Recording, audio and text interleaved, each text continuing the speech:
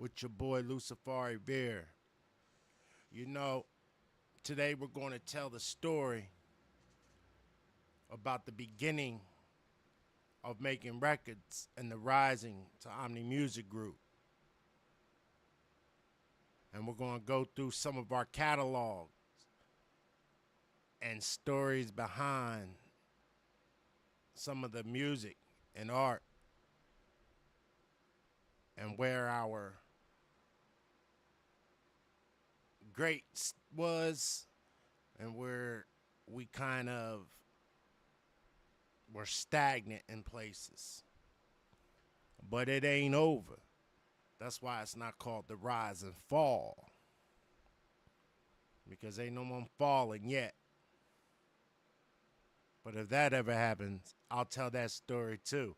But I'm going to be right back with y'all here in a minute after our intro.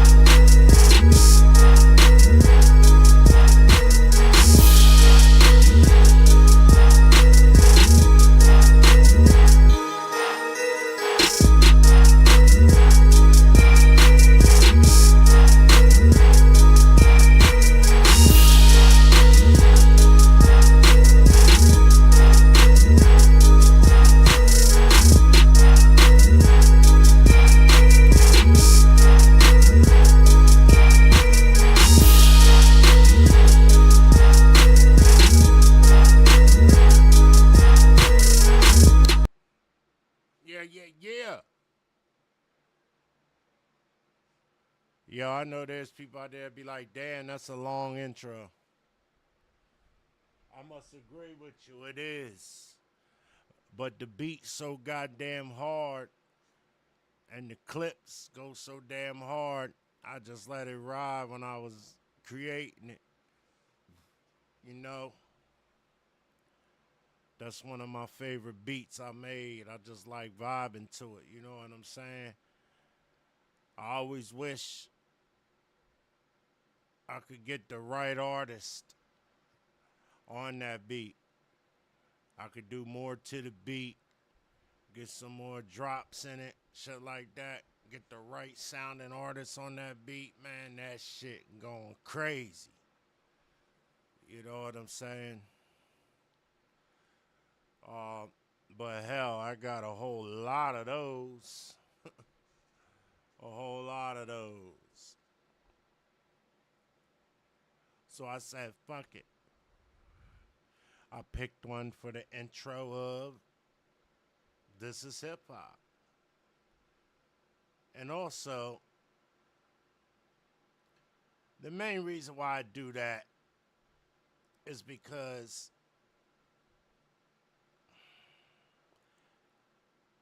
I do police body cam reaction videos. And I just started. I just started streaming live to YouTube. And one of my artists who's passed away died way too soon, 20 years old. He was the intro music for that show. And it was never no big deal, you know what I'm saying? That's why I can DJ right there. It was all love. Well, when I started streaming to YouTube Live, there was a problem with a rapper named Nardo. You know what I'm saying? And or his company or AI or I don't know what it was, but I got a copyright. I didn't get a strike. I got a copyright saying that basically if it ever was monetized, there'd be an issue. Now, my YouTube channel is nowhere even close to monetizing. I mean, it really ain't doing anything right yet. You know what I'm saying? I'm just trying to stay consistent where it will eventually. That's what everybody says about YouTube. You just got to stay consistent and keep putting content on there. So that's what I'm doing. But there's things I don't like about YouTube, like the resolution be horrible, and I be uploading 4K videos, and then there'll be like 160p, 240p, 360p. And I'm like, yo, what the hell to be the highest resolution that can be chosen? Then I look into it, I see like, oh, you gotta wait a long time before they'll let you get this. I'm like, God damn. The one guy gave advice to like upload everything to YouTube private and just wait until you get the high resolution to put it out. And I'm just like, well, damn. Should be old by then. You know what I'm saying? I can understand if it was like gaming or something like that, or but like with podcasts and shit, man, we talking about shit that's going on right now. I don't want to upload something in a month that's a month old. Like, why this nigga talking about this now? Or like if you're doing how-to videos or you're doing this, that, and the third, then I can understand that. But like podcasts and music, that needs to drop when it's hot. You know what I mean? So I still haven't got a workaround on that yet. I'm not even sure how the live videos are, but right now most of it's all Facebook Live. You know what I'm saying? Like I started on Facebook Live when I started talking to the mic, and I think it goes to my Instagram too. You know what I'm saying? But I do eventually. I should have switched mics for this show. I probably should have used the Rode mic. I think the Rode mic does better with the AC running, with having that buzz in the back, like hearing that, because it's got like that natural denoiser in it. But y'all just gonna have to hear that. You know what I'm saying? It's too hot right now not to be AC'd up. Even with the damn, even with the AC on all day, it's still 80. It's like 97 outside. It's insanity. But yes. Today I want to get a story of OMNI Music Group and how it came to be. Share a little of our catalog and where it all started with making records. And we're still making records. Can't nobody take making records because we ain't gave that up. We ain't gave that up. If anything, OMNI Music Group is the parent company of making records or vice versa. I don't know. It would have to be vice versa because everything is Omni with me. You know what I'm saying? And the reason why it really didn't make sense on why I changed it from making records to OMNI Music Group, because I changed it to Omni because we became a full production studio. So we could produce all music. It didn't matter what genre you were.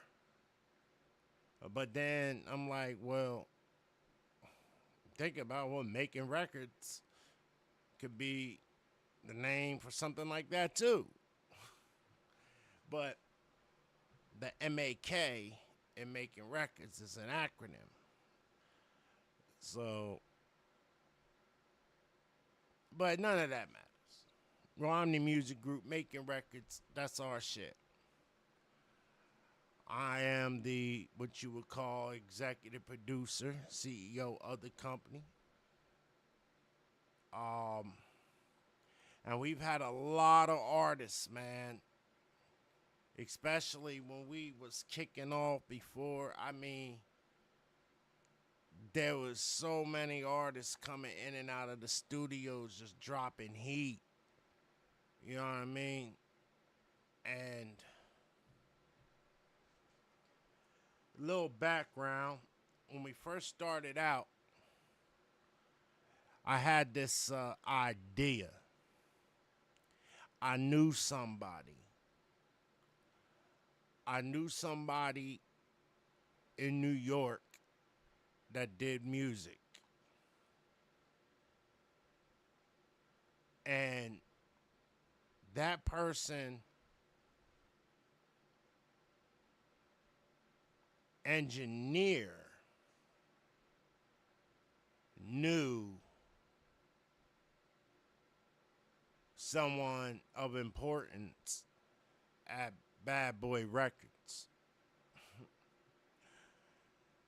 And they had told me, get some hot shit together and I'll get you to the person to get you in the door at Bad Boy. And I'm just like, what? All right, well, I'm already like, yo, I'm going to come out with hot shit. This shit going to be hard, you know what I mean? And I started putting my ears to the streets. Like, hearing hip-hop for, like, the first time again.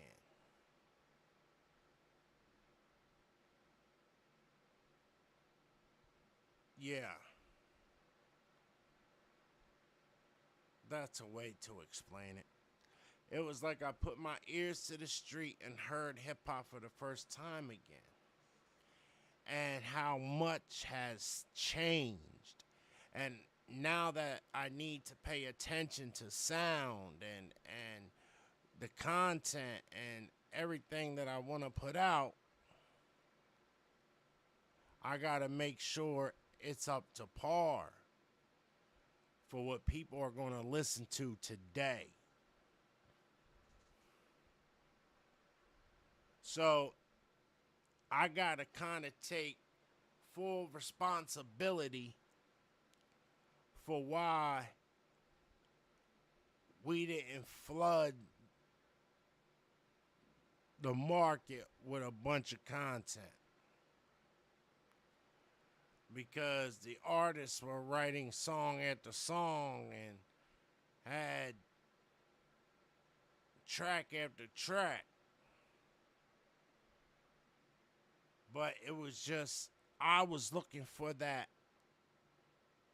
perfect EP to take to New York.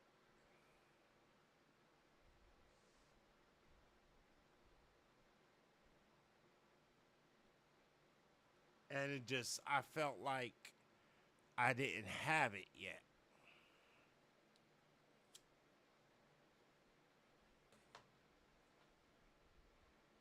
But as time went on,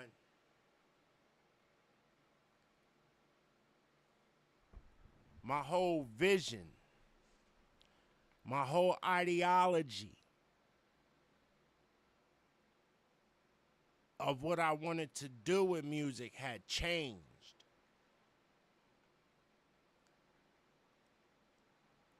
I wanted to do something to where I ain't out looking for no damn Puffy.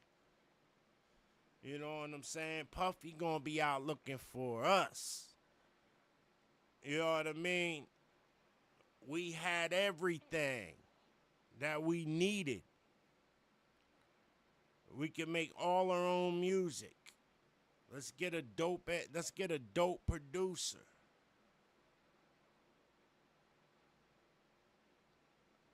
Let's build up a team.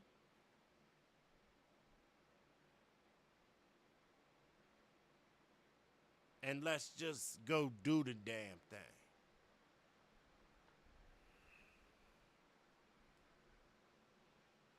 Well, you know, everybody at that time's like, yeah, word, word, word.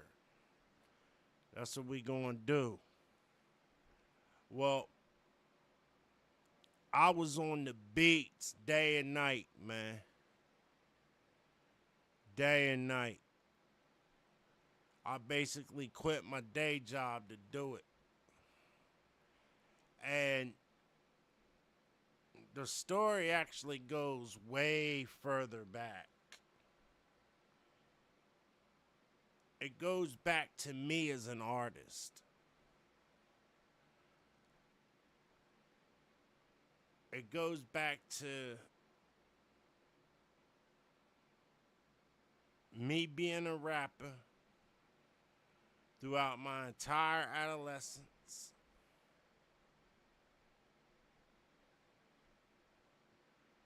Became what I call something like the greatest, especially freestyling. You know, straight off the top, wasn't no one touching me. Then I started learning how to compose songs. And I was doing music. And I had this cat that I was doing music with.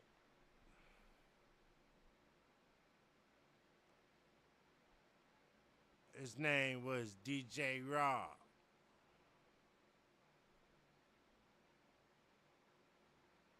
Now, I had made this little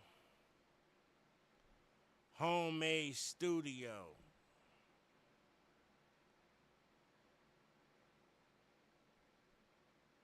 And I had got this little doot ass keyboard.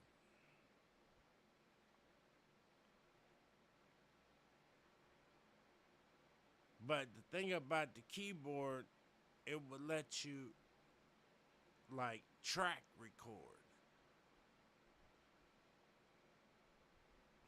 Like you could do track 1 and make that the kick drum or the bass.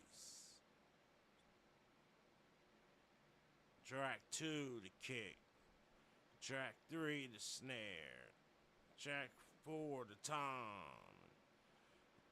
Track 5, and so on and so on and so forth. Till you got every song, the whole song.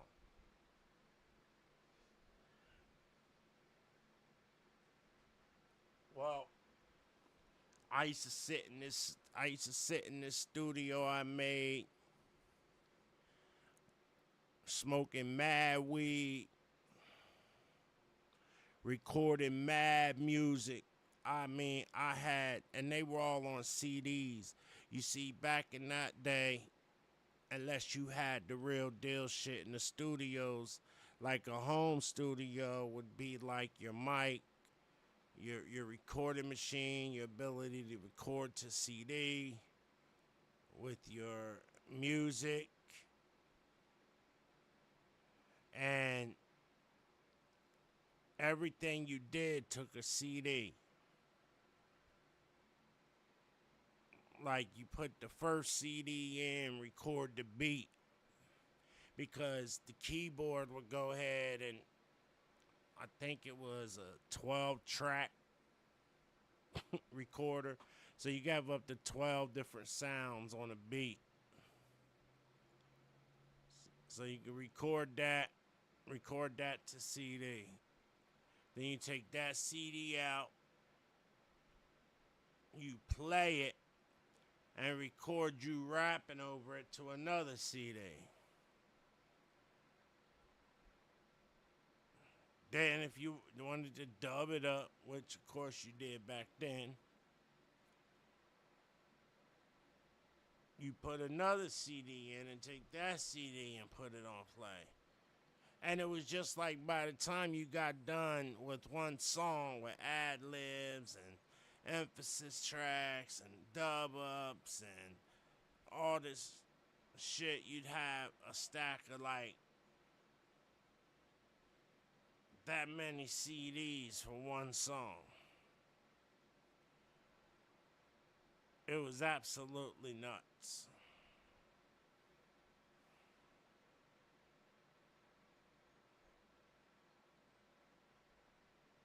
Man,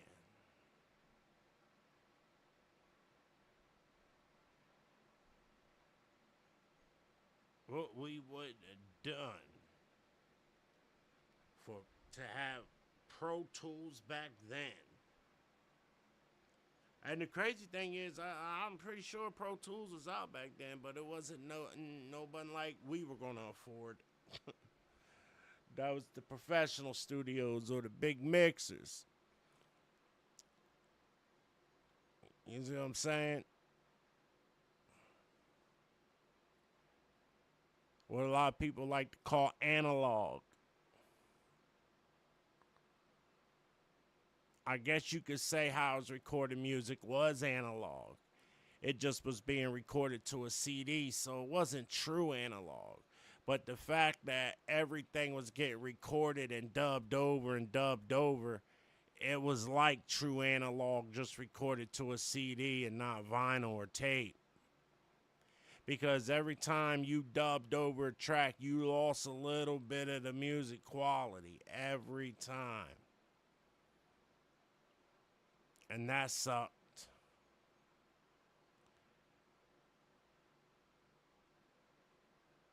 Yeah, it really did. And you got to think, no outboard equipment back then. You just raw vocal over top of your music. You know what I'm saying? Your dub ups made it sound better.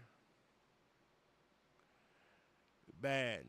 And this was like in 1998. You know what I'm saying? Because before then, it was just all on the block rapping. It was on the block rapping. We're at one of our niggas' cribs rapping. You know what I'm saying? But shout out to Follow. Billy Follow back in the hood. He had the studio back home. is actually the first nigga I ever seen with his own studio. And that's a fact. He will always be the legend for that. Shout out Follow, man. That's my best friend's brother. We all grew up together. But man, I be at Follow's studio all the time, and you know what's so crazy? As much time as I spent in that studio, I never laid down a track. Never did. I was a block rapper. Cat used to be like, come on, get on here. I ain't, nah, man. You know what I'm saying? Because it was all freestyle, man, and I ain't want to fuck up and rap the whole beat. You know what I'm saying? Because I was known to do that. Niggas put on an instrumental and the beat go off and I still be rapping. I be forgetting there's other niggas that need to rap. Because I was really like that. I was really like that. Well, time went on. Back to my home studio in Ohio. I started going around with DJ Rob, called themselves the Midwest DJs.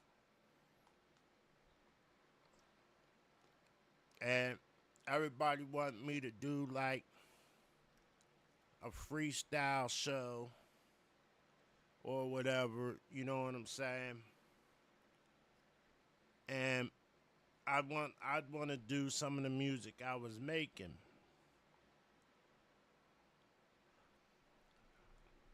Now, when you are artist, you sensitive about your shit. That's the truest shit I ever heard. When Erykah Badu said, now remember, I'm an artist and I'm sensitive about my shit. That's some real shit. Because the music I was making, I thought was what it is. Now, the music that I was recording over instrumentals was what was getting played. Or the DJ would get a loop going and be kicking shit back and forth, doing this DJ thing, and I'd just be like, you know what I'm saying? Over top of that shit at the shows. And I always be like, hey, yo, play that one track. He'll be like, hold on, not right now, not right now. Everybody be there, they be digging the show, you know what I'm saying? And I finally be like, man, yo, you know that one track I got? Play that one track, but put that sample over top of it. Because, wait, he couldn't really stand my beats. You know what I'm saying? Because I was making them on this keyboard. And he just would be like, man, I'd be like, man, them shits is where it's at, bro. So I had this one song called My Time to Shine. It was off this album I was working on called Centertainment. And I don't remember the nigga name. There was this rapper, I think his name was DJ Sonar. Some shit like that. He was an England rapper. But I had my beat playing, and one day we was in the studio, and I was recording, I was playing the song that I had recorded, and he had took this little piece of sample from this DJ Sonar nigga and put it over top of my beat. Just this little sound on this sample. And when I want to tell you, like, yo, I went crazy. I mean, that shit sounded so live. And then I had this other track called Get 'Em. And that beat was all me, you know what I'm saying? But that was like a bass driven beat. You know what I'm saying? Like how Queen's Another One Bites the Dust or Michael Jackson's Billie Jean, they're just bass driven. Doom doom doom doom or doom doom doom doom doom doom. My shit was like dun dun dun dun dun dun dun dun dun dun. Like it was just a bass driven beat with a little with some snare shit in there, but it went hard and the song was called Get 'Em. You know what I mean? Just talking about motherfuckers. If you don't want them in your world, to get them. If you don't want them fucking your girl, to get them. If you don't want them in your place, to get them. If you don't want them up in your face, then get them. Because if I don't want them in my world, I get them. If I don't want them fucking my girl, I get them. You know what I'm saying? Yo, this shit was hard, nigga. We talking about back in the day. You know what I'm saying? The shit was hard. And, so I had those two tracks done for Centertainment, and I was going to take maybe 4 and put it on Centertainment. I definitely was going to put I Don't Know on Centertainment. I was going to put Players Anthem on Centertainment. I was going to put Controlling Minds, the song I had on Centertainment, and Bible Study. I had this song called Bible Study. And it was really originally an a cappella song. You know what I'm saying? But I had the keyboard out one day and there was just this sound on the keyboard that you just hit a key and it was like do do do do do do do do. Like, but it sounded different than that. But it was just you just hold one button and it made that sound. You know what I'm saying? So I was holding that sound and I started rapping Bible study to that sound. And I'm just like, all right, that shit's going with that shit perfectly. You know what I'm saying? And then I would change it to a lower octave and keep rocking it. And it was going. You know what I'm saying? So I went ahead and recorded that. And then I took like a bass and just added a little bass to that shit. Had no drums in it at all. So it was still kind of a cappella. You know what I'm saying? Just with like some atmosphere to it. You know what I'm saying? Yo, everybody fucked with that track though. Everybody's like, yo, that's some deep shit. That's some deep shit. You know what I'm saying? Like, nigga, your ass is vicious with the and the crazy thing is Bible study and controlling minds were the first 2 songs that I've written. Everything else I've done had been freestyle. Everything. Well, I'm going around DJs. Now, mind you, I'm collecting all this music. Collecting it. I mean, I got boxes and boxes just full of CDs. And I got them stacked and put in there right to where they don't get scratched up or nothing. You know what I'm saying? So I would know from like the beginning to the end of what's began and was complete. Was complete. And I also had this song called High Speed. But High Speed, I wanted to do on a different level. I wanted to get a real dope ass beat to do High Speed. You know what I'm saying? Because I thought High Speed was something different. And it was my shit. And hell, I could probably do something with High Speed today. You know what I'm saying? Just remembering it. I mean, I got everything now. But Entertainment, I want it just to be such a great album. You know what I mean? And just, I mean, for those who don't know, my mic name was Center God. Always been Center God. And so Centertainment was the name of the album. And there was going to be a sample song called Let Me Centertain You. You know what I'm saying? I was going to sample Queen because they had this song called Let Me Entertain You. Let me entertain you. Let me entertain you. Let me entertain you. Let me entertain you. You know what I'm saying? And I was changing all that to Centertain, and then I was rapping instead of singing great like Freddie. You know? So, there we are with it. I really feel like I'm getting somewhere with this Entertainment album. I did. Me and DJ have a little fallout over a show, over his girl, over shit, over money.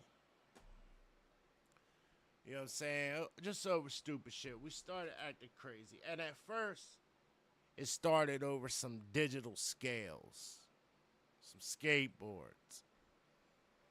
You know what I mean? My brother-in-law let me borrow skates and shit. And at the time, we had this condo. Look, DJ lived downstairs. I lived upstairs. Beautiful condo, man. It was like a newly remodeled home. It was beautiful out there. I think this nigga still live there, man. I ain't gonna lie. I think he got the whole house now, though. You know what I'm saying? And all of a sudden, now when he wanted me to come move out there because he wanted me to do music with him, he was like, yo, you ain't got to worry about shit out here, man. You know what I'm saying? Like, this is how it's supposed to be. Like, this week's supposed to be your trash week. This week's my trash week. This week's your grass cutting week. This week's my grass cutting week. This week, blah. And he was explaining all the rules and all the shit and how they do with the neighbor and shit. But he said, but you know what? You center. You ain't got to do none of that shit. I'll take care of all that shit. And I'm just like, all right, shit, that's cool with me. You know what I mean? He said, yeah, I just want you focused on the music. I'm like, okay, I'm gonna focus on the motherfucking music. They like want to cut no grass anyway. I hate that shit. You know what I mean? And besides, I always be too motherfucking high to do anything back then. You know what I'm saying? I smoked 100 blunts a day. Well, we got into it. And the person who owned the house that I was renting from happened to be the mayor of the city we were living in. I didn't know that from the get-go. I never really even met dude. DJ set this up. He just went to him like, hey, I got another tenant for upstairs already. Boom, here's the money. He's going to move in. He had it like that with dude. You know what I'm saying? Like, I couldn't believe that I got this crib up out of the hood. You know what I mean? Because I was staying in the hood. You know what I mean? I ain't some nice suburban shit like this. I ain't never see in my horizons at that point in time. Like, I gotta make it to get some shit like this, you know what I'm saying? Like, yo, the shit was crazy. Like, a nigga gotta make it to get some shit like this. It was nice. Like, walk in, place to put your shoes, closets for jackets, big open kitchen, dining room, living room, bedrooms, you know what I'm saying? Plush carpet, all nice white walls to hang shit on. I mean, it was just beautiful up there. I ain't never lived in nothing like this. remodeled cabinetry, counters, had an island in that bitch.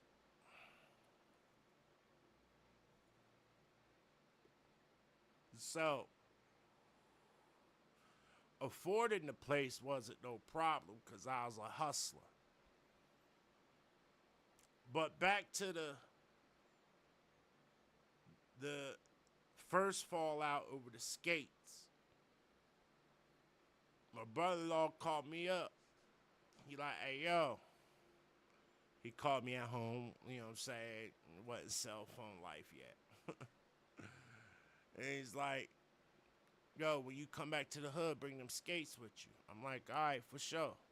Well, I had let DJ use those skates.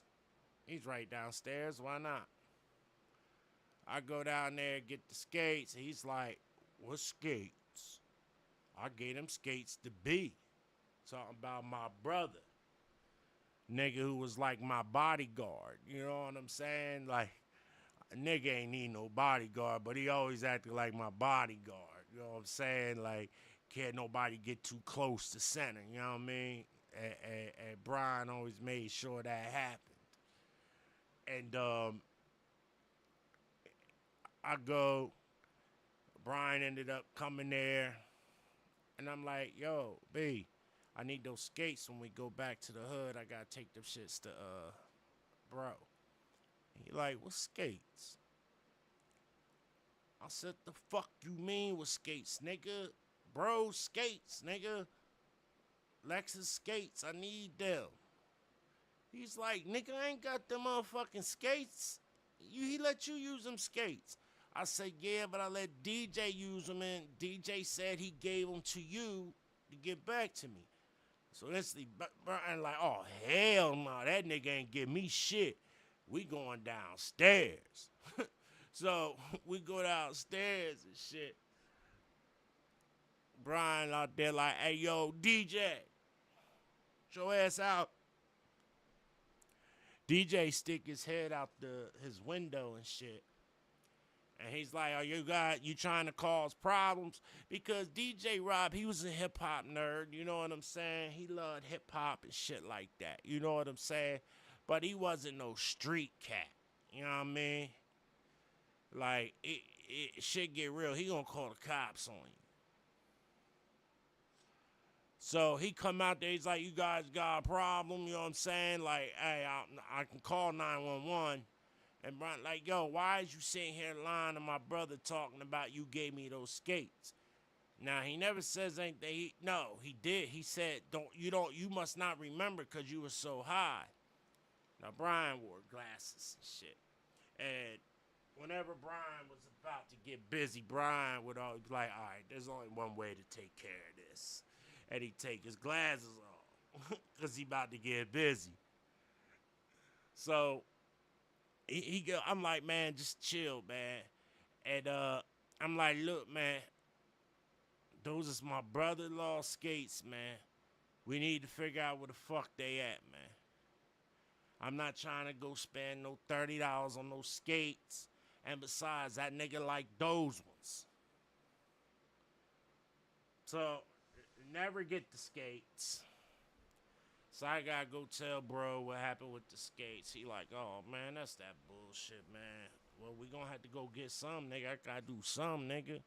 I'm like, yeah, nigga. I just wanted to make sure. I ain't want to buy you the wrong kind, that's all. But we can go get some. That was the first strike. Second strike was his wife. Now, his wife was doing a little hustling for me behind his back because she was a stripper. Well, we was at a show one time, and we coming back from the show and shit. Now, she was lightweight bad, you know what I'm saying? She wasn't a bad looking chick, you know what I mean? She had a body on her. You know what I mean? She tried to fuck me.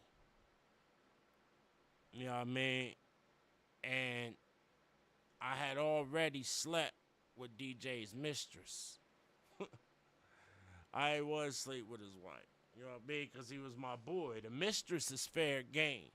You know what I'm saying? Because you ain't supposed to be messing with her anyway. But we driving back. I wanted to leave. I wasn't feeling good. I wanted to leave the club and shit. Go back to the crib. And BJ was like, all right, well, my wife would take you home because she about to go home anyway. We ride home. She pull over. She start trying to do a thing. She's like, ain't nobody gonna know it's just me and you. I'm like, bitch, we on the side of the motherfucking road, nigga. No, we ain't doing this. You DJ White, we ain't doing this. She drunk as shit. You know what I'm saying? Driving drunk as hell, man. I'm like, you probably ain't even gonna remember this in the morning. Like, no, we not doing this. You know what I'm saying? Because I didn't feel good, so I didn't even really drink. I might have had one shot. I was sober. You know what I mean? And she was just plastered. There ain't even no reason why she should have been driving. But I didn't have a license, and I didn't like driving through Ontario and shit without a license. So she just driving, and I don't even know if she remembered this night. That's how drunk she was. And I wasn't fitting to, you know, that was his wife. Now, see, back in those days, I'm going to tell you right now, that was not rape. It was not rape. You know what I'm saying? Motherfuckers did shit like that all the time. I just wasn't on it because that was my so-called dude's wife.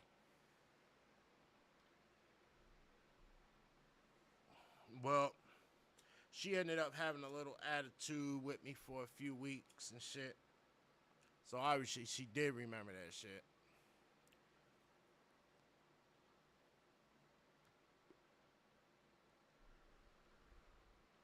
Then one day I came home and the door was locked and my key didn't work. And I'm like, what the fuck? Everything I own in this house. All my music, all my rhymes, everything. My rhyme books, all the words past the margin. Thousands of CDs of my work. And they said that I was getting evicted because I was not participating in the tenant chores. You see that? What could I say about it? I wasn't. But I never met this dude. I never got to say. He told me I didn't have to, that he'd take care of it. He never came and seen me. He just came and locked my door, which was actually illegal. That's called a self-help eviction, and they are illegal. But he was the mayor of this city. What was I going to do? And I was just like, look, man, I just want my shit, man.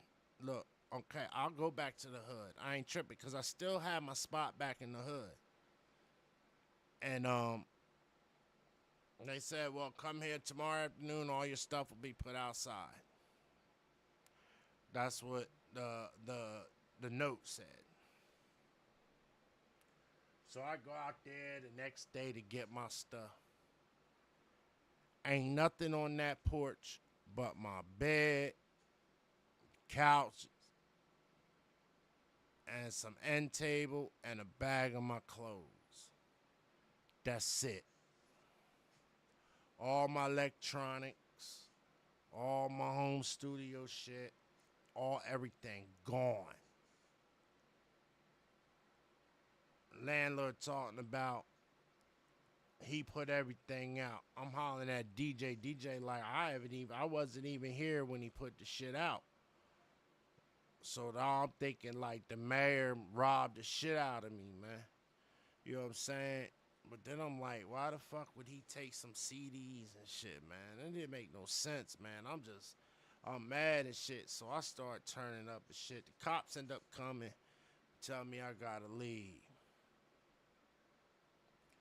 So that broke that whole relationship. But it hit me the hardest because everything that I had worked on was gone. And I was like, you know what? Fuck music, man. That's what that shit was. That shit was fuck music.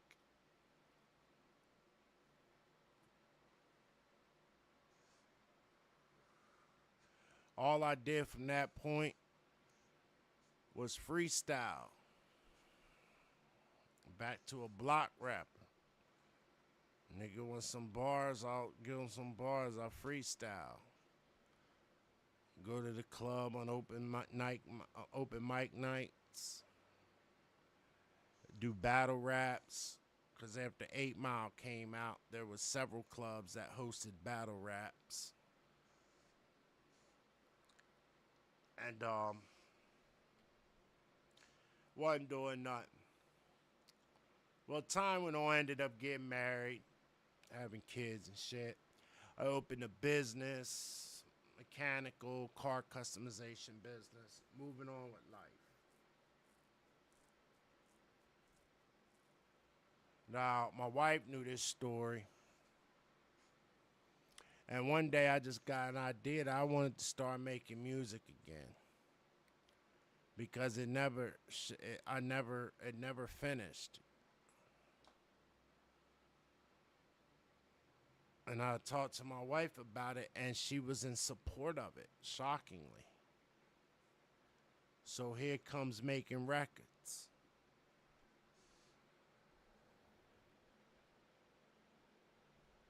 That's the start of making records. So now, all right, I'm going to go out. Now, at first, I went out and bought all the wrong shit. You know what I mean? By this time, it's like, what, 2015? The game done changed. I went out, I bought a keyboard, workstation keyboard, couple $1,000 one, CD burner, a whole bunch of 100 packs of blank CDs. And I'm like, man, I'm about to get to it. Now, I had my one nigga, Corey Love. Shout out Corey Love. I told him I was doing it, man. He come by, seen the shit, you know what I'm saying? And he like, nigga, what is all this shit? I'm like, nigga, I told you I'm get back into making music, nigga. He said what? Like some cover song, some Stevie Wonder, nigga? Like you a keyboardist and shit? I'm like, nah, nigga, I be making beats on this bitch. She's like, oh, nah, nigga. You need to get like Fruity Loops. Get cool at it, nigga. Get this. He started naming all these DAWs. I ain't know what the fuck. I said, you mean like Sonar? Because I remember I did spend a little stint with this record label called On the Throne Records, and they were making like real music, and they was using this program called Sonar 3. And I had my one white boy down in Columbus that I did a track with called Poor Little Tequila. And he had hit me to something that was different than how I was making music. And I remember seeing the program was called Sonar 3. And that Poor Little Tequila song came out hard, man. I mean, that shit was dope. I was like, okay. But I had forgot all about that shit because it was such a short stint. He's like, nah, I ain't never heard of Sonar. I guess Sonar must have been first or something, you know what I mean? And he's like, nah, man, you need to go get like an MPC. You need to get you a DAW, you know, a DAW, a place to record to. You know what I'm saying? He said, what you about to record a whole on these CDs? I was like, yeah, you just track over track. He's like, nah, nigga, you open all those tracks on a motherfucking DAW and you record per track. You don't record no motherfucking CD no more, nigga. And I'm just like, man, nigga, I just spent a few $1,000s on this shit, nigga. He like, yeah, man, try to return that shit. I said, I ain't returning this keyboard, man. This bitch hard, man. This bitch got all these sounds and shit. He said, nah, you probably could do something with the keyboard. Keep the keyboard. You know what I'm saying? See if you can return them CDs, though. You know what I'm saying? And there was something else I got. He said, and return that damn CD burner shit you got, man. You don't need that shit. I said, he said, just trust me. You don't need that shit. The DAW is gonna record all your shit. So I went and got a good bit of money back for the CD burner and the CDs. I was like, my bad, don't need this. And he was using FL Studio and Cool Edit. He would record everything to this program called Cool Edit. But he wanted me to get an MPC because he was going to like produce with me. Like he was going to come make beats because he was nice with the beats. You know what I'm saying? And I think he just wanted like, hey, we're going to do this for real. We need an MPC. So I go up to Guitar Center, take the drive. And they like, yeah, we got the MPC, but we got something better than that. Because the MPC was $1,000, and that was for the standalone model. He says, but nobody uses standalone, man, unless you like live performing for it. In studio, he said, man, Native Instruments is taking over. And I'm like, Native Instruments? He said, yeah, the machine. The machine is what everybody's fucking with now. I'm like, and I'm looking at it. It looks similar. It's got all the beat pads and all that shit on it, like the MPC did. So I ain't want to get the wrong shit. You know what I'm saying? So I said, all right, look, check it out. Give me the machine and give me the MPC. You know what I'm saying? That way I know I ain't coming back with the wrong shit. And that's all it's to it. And I need a MIDI controller. And he was like, well, what size MIDI controller you want? And I'm just like, man, the nigga just said get a MIDI controller, man. And he came out with this little tiny ass piano. I'm like, nah, man, what the fuck I'm gonna do with that? He said a lot of people use this. This is made by the same people who make MPC, Akai. You know what I'm saying? And I need to get studio monitors too. I'm just like, God damn, man. And I was like, all right. I ended up buying Akai studio monitors. I had all MPC shits. But I didn't get that tiny Akai. I ended up getting the 49 key. And because I already had the weighted key fucking 88 key keyboard that I could have plugged that up and used that as a MIDI, but that has so many dope sounds in it, that would have been a waste of money. So I just got a little, I think, Oxygen. I got an Oxygen 49. Did I get the Oxygen first? No, I think I got the M Audio 49 first. Yup, I did. The M Audio 49. So I come back with all this shit, man. Corey come. I hooked the machine up first. I ain't hooked the MPC up yet. The machine got all these sound banks in it and shit. So Corey come and he fucking with this machine. He's like, yo, this bitch is hard. You know what I'm saying? He fucking with it, man, making quick little beats. He's like, oh, you did the right thing with this. This bitch is hard. You know what I'm saying? And it got a little ease of use in the MPC too. You know what I'm saying? And so we never got around to opening the MPC and shit. And I didn't get the standalone MPC. I said, shit, if we ain't going out live and we gonna make beats and perform live, this is all in studio. I got the in studio MPC, the Renaissance, I think it was called.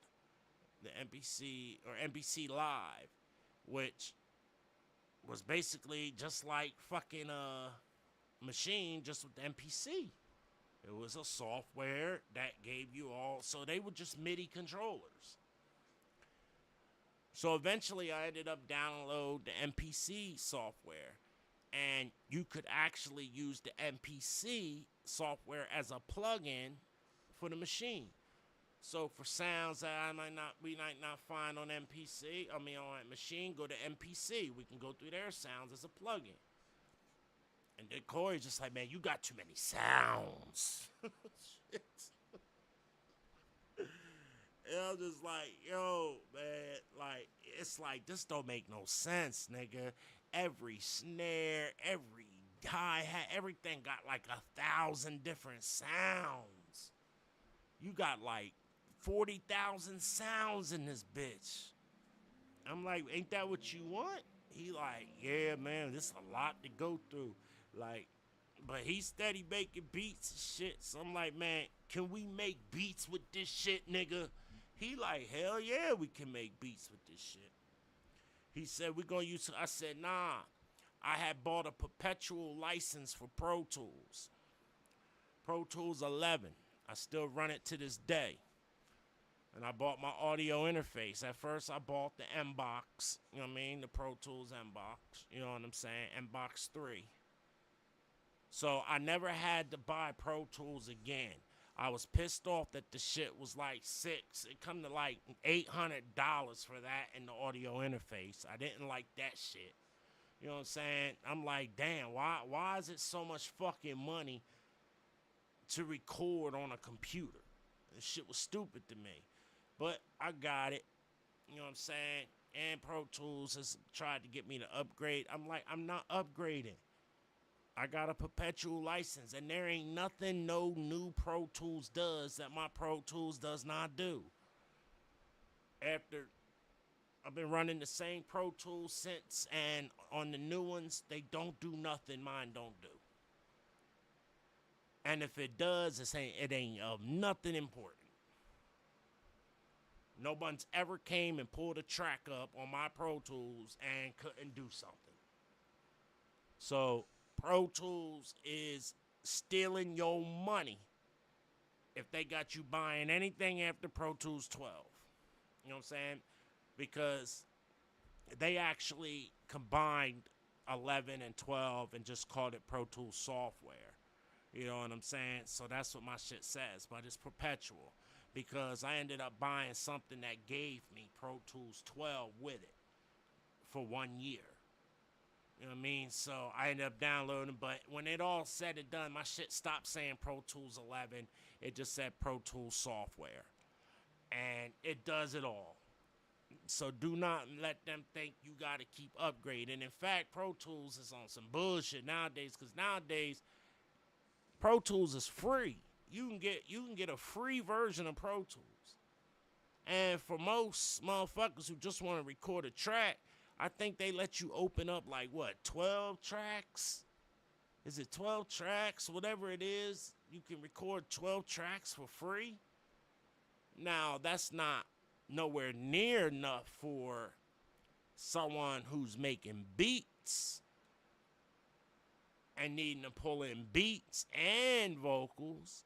But if you just pulling in MP3 files and you shooting vocals over MP3s, 12 tracks is plenty. You know what I'm saying? I think your bus tracks is limited. It is limited. I couldn't use the free version of Pro Tools. There's no fucking way. I use way too many bus tracks. I use way too many send tracks and all this, that, and there's no way the free version would let me do all that I do in my Pro Tools. But for somebody who just wants to record, do they ad-libs, do they plug-ins and all that shit, and really don't do bus tracks and all that shit, man, you can get some shit done with the free version of Pro Tools. And then they got a subscription where you get even more. I think you pay like $30 a month and you get a full Pro Tools. You know what I'm saying? But I ain't got to do none of that shit. I bought a perpetual license over 10 years ago. So there starts making records. We're listening to music, and here comes the whole visual era. Everything gotta have a visual. And I'm like, damn, man, we making these songs. I'm like, man, we just gonna put these bitches on SoundCloud and let them bitches rock. And we're not making many beats because all the artists is going on shit called SoundClick. There used to be this shit called SoundClick. I don't even know if they use it anymore because YouTube done totally took that over. But motherfuckers will have beats downloaded that they already got songs wrote to and shit. And because for the longest there, I was making beats and everybody wanted to get on them, but they wasn't good enough for me. Not the artist, my beats. I just didn't think my beats was good enough. Like, nah, something's missing. Something ain't right. The beats met lacking. And then pull up a SoundClick beat and say, I'd be like, see, you could just hear the difference in the beat. You know what I mean? Like, so we made a couple songs SoundClick and we made a couple songs I produced. So Making Records is born.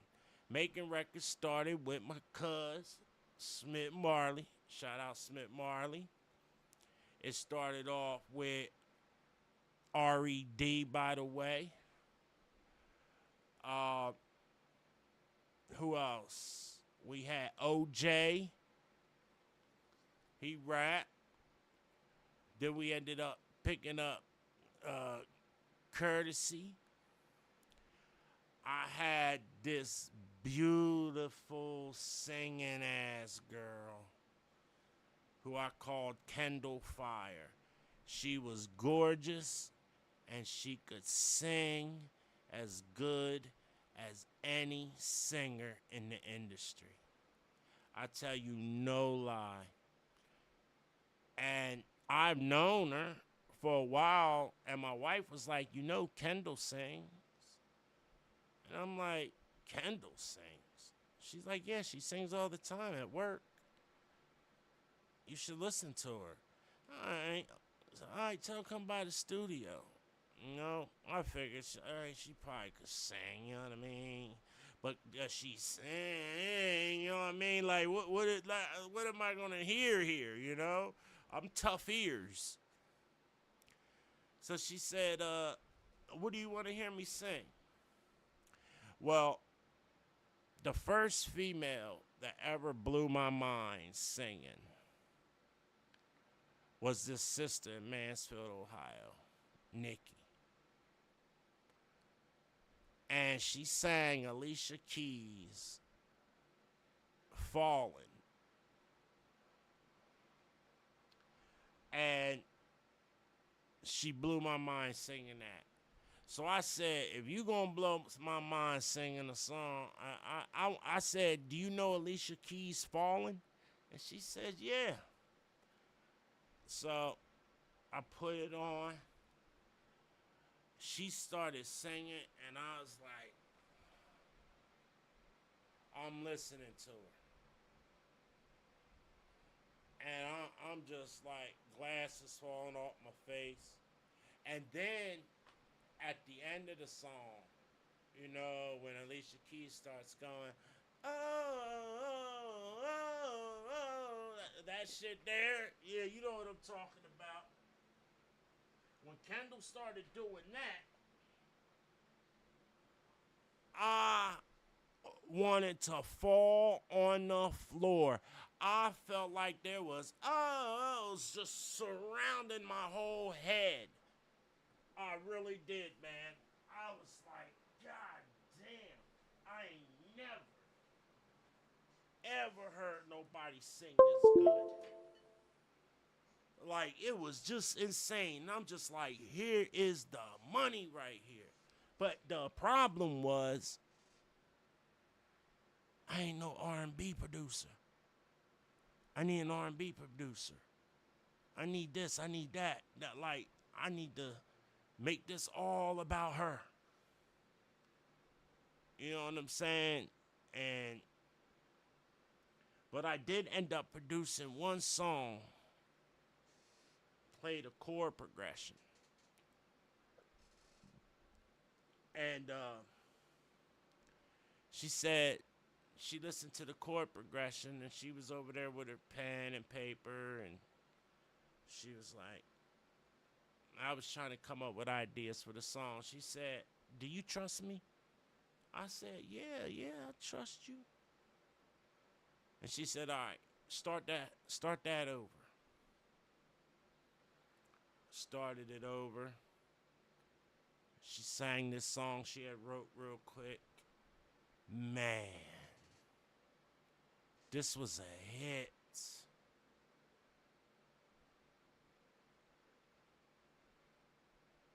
God, was it a hit.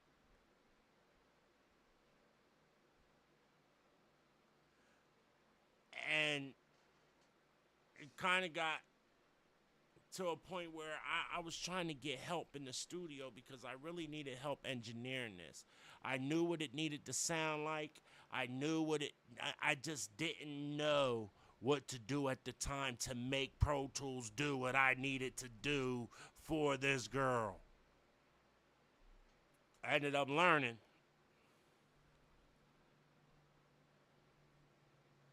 And we never ended up finished recording that song, which really sucks. I still have it, but it'd be on that old computer over there, and I ain't firing that shit up. But to the hip hop artists, we needed visuals. And I'm like, man, fuck this visual shit, man. You mean tell me every song we make, we gotta motherfucking, we gotta make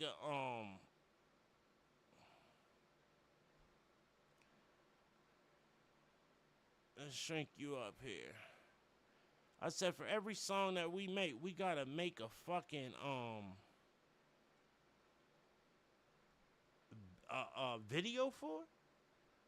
They're like, yeah, pretty much. I mean, we gotta have some videos for the mixtape. And I'm just like, God damn, this shit's crazy. So now I gotta go out and get a camera and make videos. So I go out,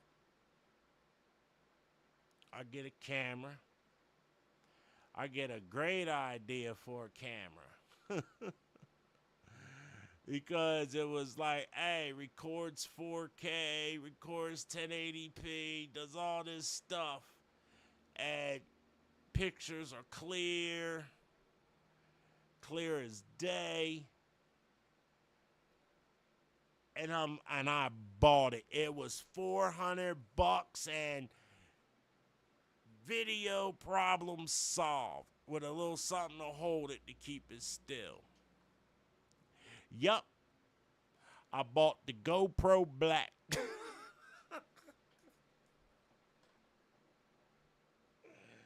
Oh shit. And on that GoPro Black, we did a song to the Snooty Wild track. It was over Snooty Wild's beat. I think his song was called Made Me. But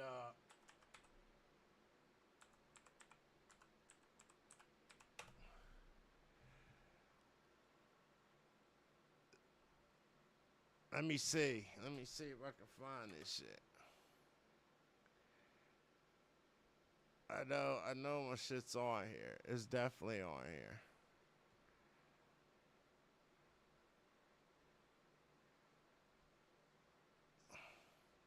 See, this is what I hate about YouTube, man. I can't never find my old shit. It might be linked to my old channel, to my channel now.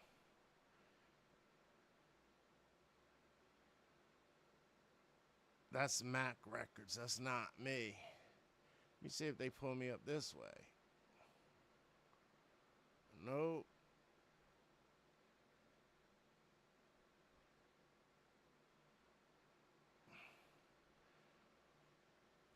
Um. Oh, here it is. Bam. Let me see if that's sharing.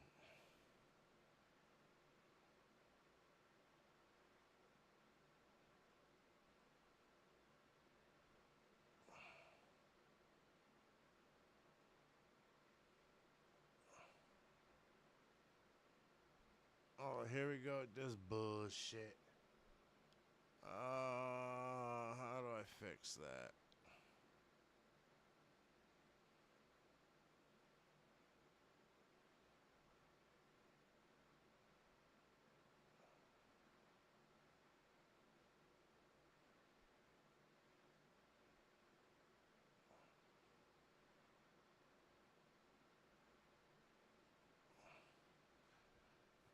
I gotta get it to where it goes all the way in the box. Yeah, see, it shouldn't be doing that.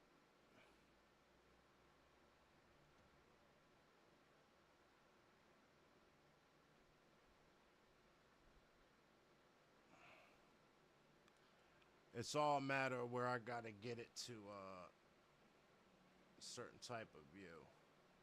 And I don't think it lets you do any of it while you're live. I don't think.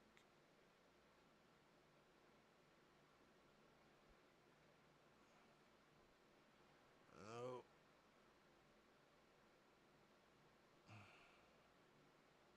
don't let you do none of it while you're live.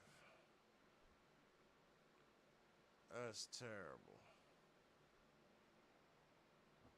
No, we gonna figure this out.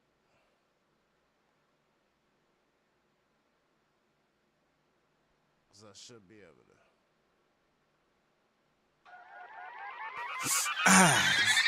Got him. Walk down. No, that ain't gonna work. See how it's cutting off all the screen like that? It should be doing that.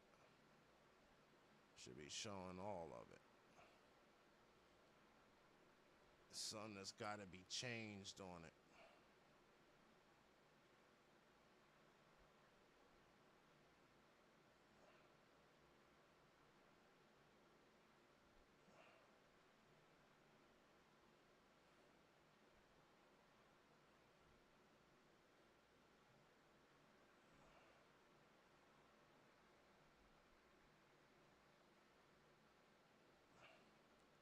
Did that do it? I'ma tell y'all like this. Okay, about that sticks, getting rid of that life. Nope, that ain't it. I'm gonna figure out how to do this live. This is so stupid that it won't let you change this live.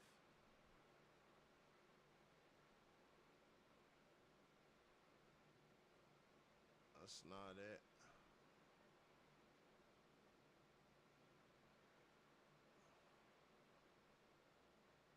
Yeah, see, none of that shit works.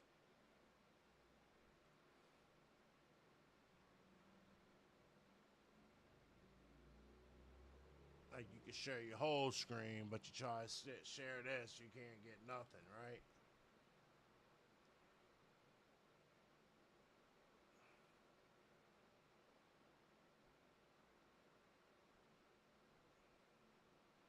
I really don't.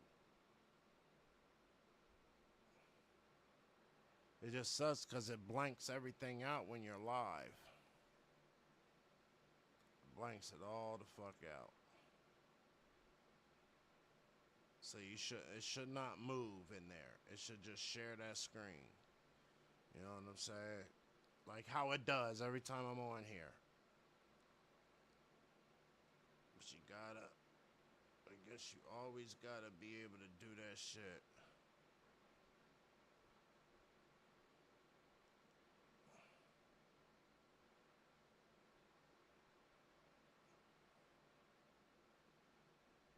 It's crazy how it'll let you change your audio and all that shit, but it won't let you touch your video at all.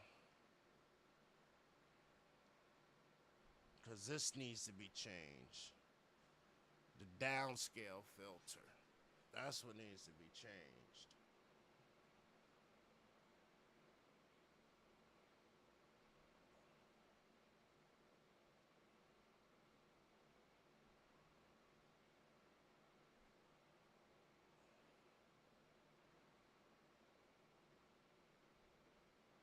No, none of that does it.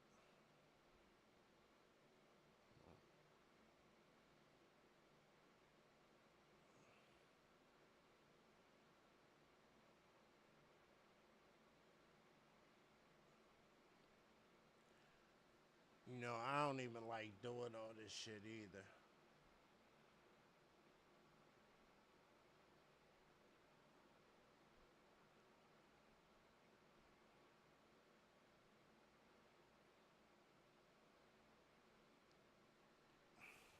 Well, that really sucks. So we're just gonna have to do it like Fuck niggas, y'all want no beef. this. Ain't even what I want to play anyway. I wanted to do the GoPro song. This the first song we did. No, not this one. Where's the song?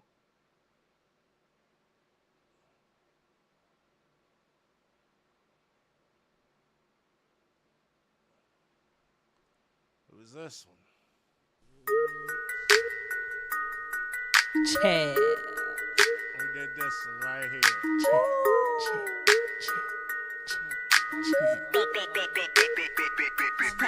I know a lot of motherfuckers plotting on me lately.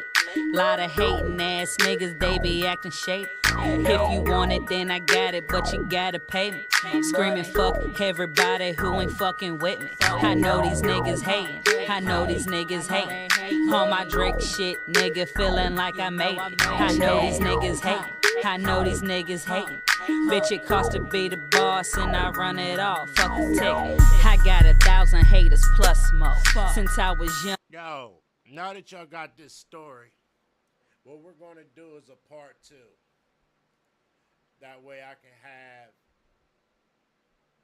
this part where we go through the catalog done a little bit better so you can see all of it instead of dumb shit like this. So I'll be right back with y'all in a minute with part 2 of the Start and Rise.